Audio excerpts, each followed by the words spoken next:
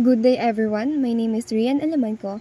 I am the last reporter of the Group 4 and I will be discussing about the sexual orientation, causes and understanding. What causes a person to have a particular sexual orientation? Walang tiyak o iisang sagot dito.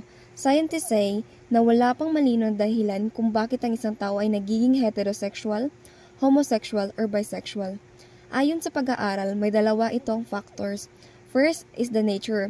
Ibig sabihin may kinalaman sa genetics, hormones o biological makeup ng tao. Second is the nurture. Environment, upbringing, at mga karanasan habang lumalaki. Most people don't choose their sexual orientation. Marami sa kanila, natural lang na nararamdaman kung sino ang gusto nila. Hindi ito pinilit, hindi rin ito pinagplanuhan.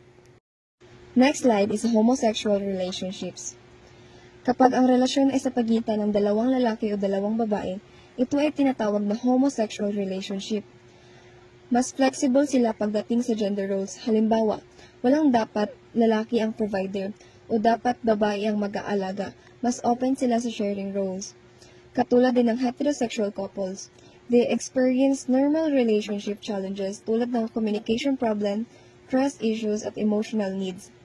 Pero may extra challenges sila. Kailangan nilang harapin ang judgment ng society, discrimination at minsan hindi pagtanggap ng pamilya. Lesbians o mga babaeng attracted sa kapwa babae are often more monogamous and mas emotionally intimate. And ayon sa research, ang lesbian couples ay mas mataas ang level ng sexual enjoyment kumpara sa heterosexual women. Next is issue regarding sexual orientation. First is the homophobia. Second, the discrimination towards homosexual people. Third is homosexual families. First is the homophobia. Ito ay takot, galit o pagkamuhi sa mga taong LGBT or lesbian, gay, bisexual at transgender. Homophobia shows in panlalait o pag-aalipusta, discrimination sa trabaho, paaralan o tahanan, pananakit o karahasan, o pag-iwas o pag-isolate sa kanila. Ang homophobia ay hindi lang masakit o maaari rin ito magdulot ng anxiety, depression at suicidal thoughts sa mga taong tinatarget nito. Second is the discrimination toward the homosexual people. Sa kasaysayan, sobrang hindi patas ang trato sa mga homosexual individuals. Tinuturi silang may mental illness at pinilit sa conversation therapy. May mga bansa na ipinagbabawal ang same-sex relationships at hindi sila pinapayagang maging bukas sa military, lalo na noon.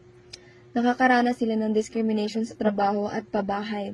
Nagiging biktima sila ng hate crimes, verbal abuse, at physical violence. Next is homosexual families. May mga gay at lesbian couples na bumubuo ng sarili nilang pamilya. Ano sila nagkakaroon ng anak? Maaaring galing sa past heterosexual relationships or artificial insemination or surrogate mothers or pwede ring adoption. Ayon sa research, walang ebidensya na may disadvantage ang mga batang lumalaki sa homosexual families. They grow up just as healthy and capable as children raised by heterosexual parents. Ang mahalaga ay may pagmamahal at suporta at maayos na paglaki. Lastly is the views toward homosexuality. Magkakaiba ang pananaw ng mga tao. May mga taong tanggap ito at naniniwala na lahat tayo ay pantay-pantay kahit ano pa ang orientasyon. Pero may mga sarado pa rin ang isip at naniniwala na mali ang homosexuality.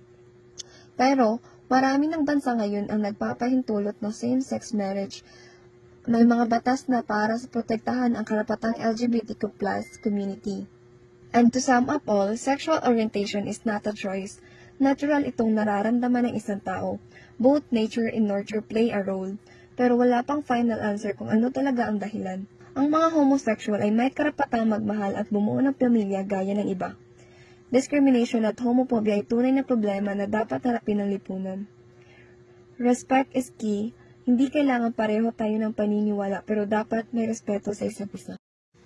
And that concludes my part. Thank you for listening.